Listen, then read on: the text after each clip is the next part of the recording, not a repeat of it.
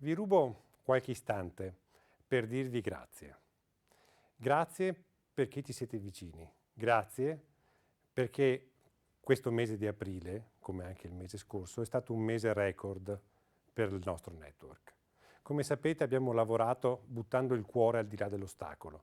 Non abbiamo guardato l'economia, non abbiamo guardato la pubblicità che non poteva esserci perché le aziende erano chiuse, ma abbiamo cercato di servire, di fare servizio pubblico, di entrare nelle case, facendo compagnia, informando e essendo vicini a tutto il nostro popolo in un momento di grande difficoltà, come questo dell'emergenza da Covid-19.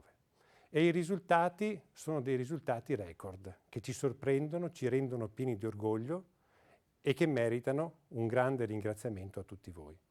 Media Nord-Est è il primo gruppo televisivo locale d'Italia.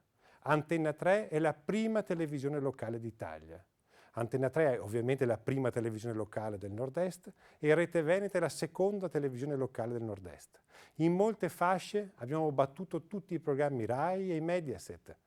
Siamo riusciti a dare un servizio ai telespettatori che è un servizio di qualità, che è un servizio che è basato sul lavoro delle donne e degli uomini che compongono il nostro gruppo e che in questi mesi hanno veramente dato tutto per cercare di servire nella maniera migliore voi telespettatori.